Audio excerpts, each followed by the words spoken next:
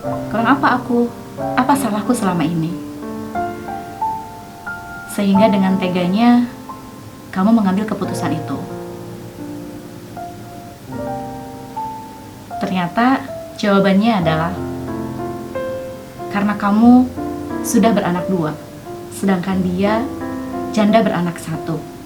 Kamu sudah tidak nyaman, kamu sudah tidak enak dipandang. Itu jawaban darinya.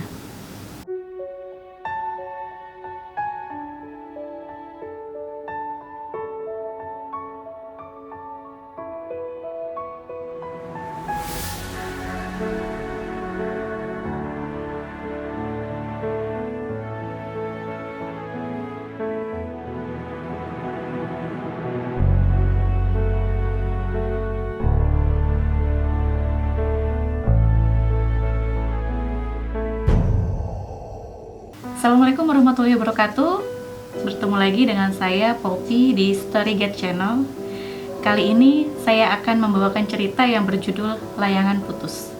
Kisah ini sempat viral di kalangan masyarakat karena pelakunya merupakan salah satu petinggi di channel YouTube yang bersifat dakwah Islam, di mana si suami ini tega meninggalkan istrinya yang telah memberinya 4 orang anak demi salah satu selebgram yang konon katanya telah berhijrah. Layangan Putus ini menceritakan tentang seorang istri yang harus berjuang membesarkan keempat orang anaknya tanpa sosok seorang suami. Dan Layangan Putus kali ini akan saya ceritakan kembali dengan versi Storygate. Aku merupakan istri dari seseorang yang bekerja di salah satu perusahaan swasta ternama di negeri ini. Dari pernikahan kami telah dikaruniai 2 orang anak.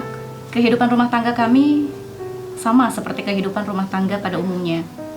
Suamiku merupakan sosok yang perhatian, sosok yang lembut, penyayang terhadap anak-anaknya, sosok yang bertanggung jawab, sosok yang selalu memprioritaskan keluarganya.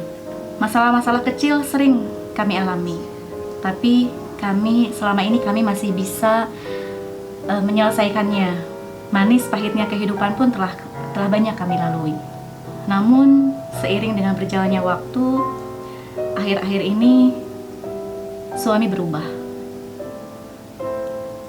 Dia lebih sering pulang malam, bahkan dia lebih sering izin pergi ke luar kota.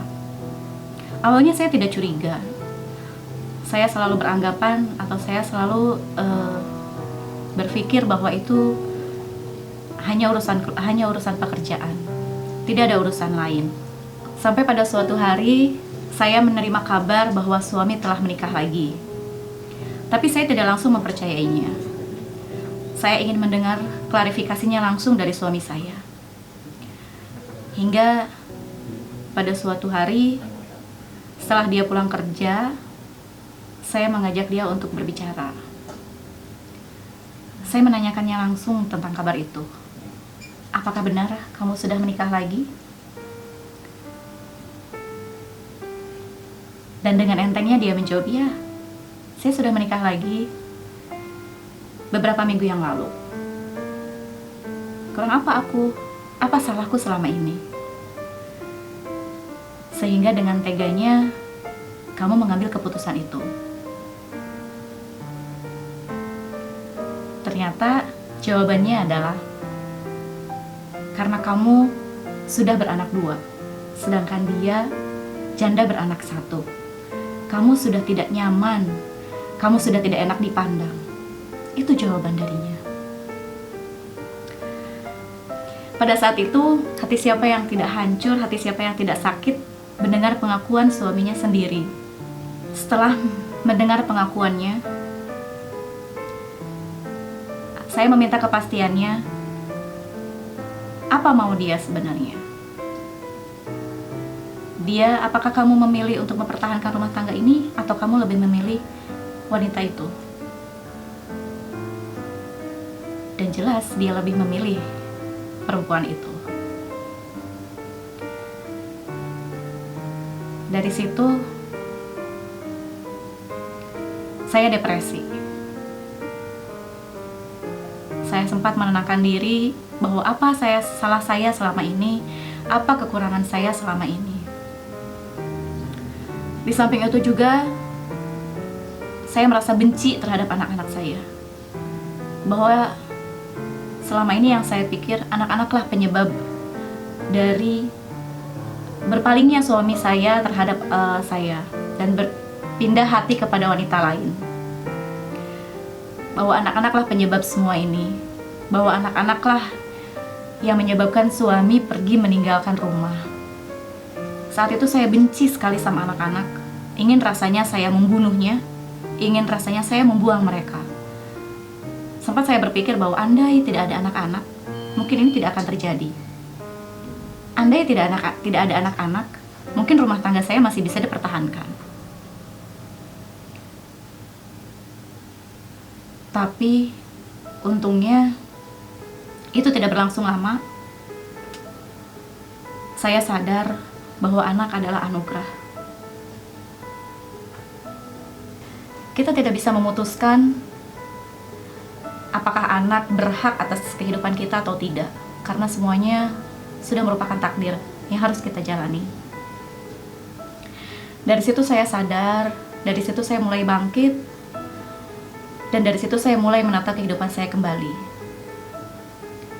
Dia memilih untuk bersanding dengan perempuan itu, maka saya memilih untuk membesarkan anak-anak saya. Saya meminta keputusan dia, kejelasan status pernikahan kami. Tapi dia sulit sekali untuk dihubungi, tidak ada komunikasi di antara kami. Bahkan dia semakin lalai terhadap anak-anaknya. Akhirnya saya memberanikan diri untuk datang ke perusahaannya. Saya mengadukan kepada atasannya atas kelakuan dia selama ini, atas kelalaian dia selama ini. Dia telah lalai sebagai seorang suami dan juga dia telah lalai sebagai seorang ayah. Bahkan sudah beberapa bulan nafkah pun tidak diberikan untuk anak-anaknya. Saya ceritakan semua itu kepada atasan, kepada pimpinan perusahaannya, dan untungnya perusahaannya mengerti akan kondisi ini. Beberapa hari kemudian saya mendapat kabar bahwa dia dipecat dari perusahaannya. Dia diberhentikan secara tidak hormat. Dan pesangonnya pun dialihkan kepada anak-anak saya. Sebuah awal yang sangat indah, sebuah awal yang sangat menguntungkan bagi saya. Setelah mendapat kabar itu, saya melanjutkan untuk menggugat cerai suami saya, karena saya harus melanjutkan hidup bersama anak-anak saya dengan status yang jelas. Setelah kondisi suami saya nganggur dan dipecat dari perusahaannya, saya mendaftarkan gugatan cerai ke Pengadilan Agama, dan untungnya prosesnya berjalan begitu cepat sesuai dengan apa yang saya harapkan. Surat perceraian atau akta perceraian pun sudah berhasil saya dapatkan. Suami saya menjadi seorang pengangguran, dan saya berjuang untuk menghidupi anak-anak saya, berjuang demi anak-anak saya. Dari sanalah mulai saya bangkit, dari sanalah mulai saya menata hidup kembali bersama anak-anak saya. Dari cerita tersebut, pesan yang dapat saya sampaikan bahwa terlepas dari emansipasi, wanita harus mandiri, harus beredukasi, harus berpotensi, dan juga harus berdikari. Menjadi ibu rumah tangga atau wanita karir merupakan pilihan pribadi. Tapi wanita harus mempunyai harga diri karena wanita sangat berarti. Wanita berhak untuk bahagia dengan caranya sendiri, walau tanpa sosok suami di sisi. Yakinlah bahwa seorang ratu bisa membangun kerajaannya tanpa seorang raja. Sekian cerita kali ini. Terima kasih sudah menonton Storygate Channel.